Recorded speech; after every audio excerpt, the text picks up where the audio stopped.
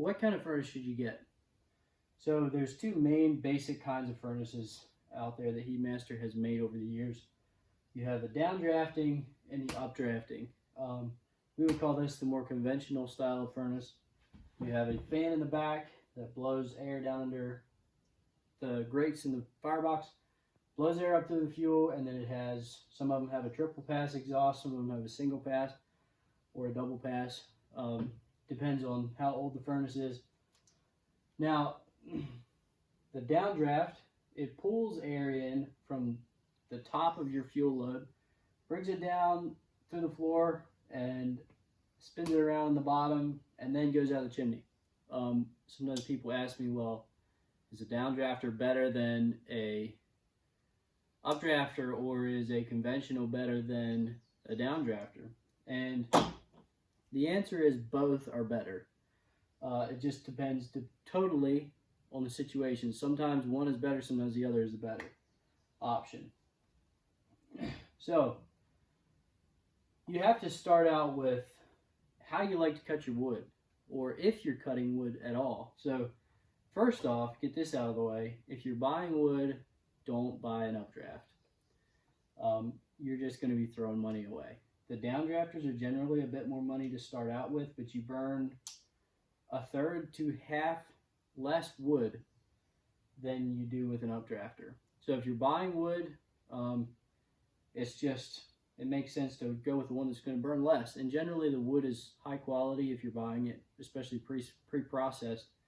So if you're buying wood, downdrafter is the way to go.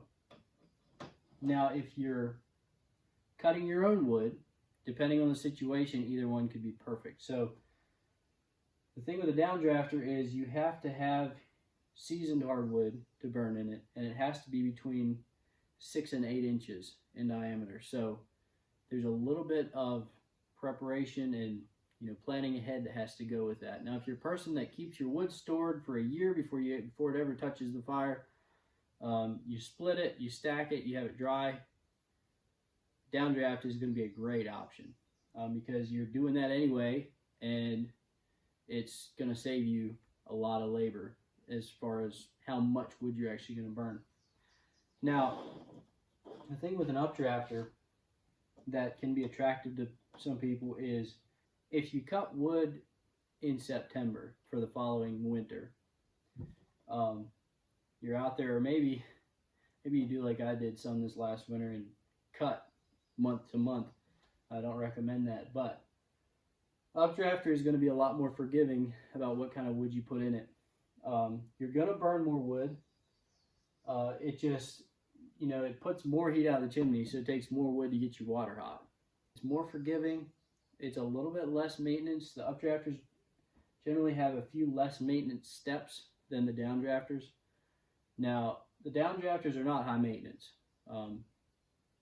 They're very low maintenance compared to some other brands out there that we've seen. So don't be scared of the downdrafter because of maintenance. It is a little bit more maintenance, but it's not prohibitive. And also, if you don't want to process your wood as much, so if you want to just cut down logs, leave them this big, fork them into the stove and have it eat them up, an updrafter is the way to go. Also, if you have access to a lot of wood, or if you need to get rid of wood, now that might sound crazy, but I've met a number of landscapers that they take trees down, they have endless supply of wood, or they're a farmer, and they have trees that fall in their fence rows, and so they just have an endless amount of wood that they need to actually get rid of. And they don't want to spend the time processing it down to where it's burnable in a downdrafter with the curing and the keeping it in a dry location. Then the updrafter, again, is going to be a better option. It's going to be less headache. If you try to burn big, fresh wood in a downdrafter, it's going to clog it up a lot quicker. It won't run very well. Now, another thing to take into consideration is the emissions and the smoke. So this one, depending on what kind of wood you're burning and what model of furnace it is, whether it's an older one, you can fill up a valley with smoke. if you have a firebox load of pine. And I've seen it happen. I'll be driving down the road and I see an old stove sitting out there and just chugging like a freight train, and it it fills up the entire valley with smoke. Now, if you got neighbors close by, that's not a good option. So if you're in a residential area, I would steer away from the updrafting style of furnace and towards the downdrafting, because these have virtually no smoke when they're running hard. You can't smell it, you can't see it. When it's really cold, all you see is a cloud of vapor coming out the top. So that's a consideration. We've put a lot more of downdrafters in suburbs, residential areas, and it's just nicer all around for the neighbors. So what it comes down to between these two: more wood, less picky about what wood it eats. You can throw a log as big as you can fit through the door in there and it'll burn it. Less picky about wood quality. So it's pretty much you can put anything in there and it'll burn it. Will burn a lot more wood, probably 30% to half, again as much as this one.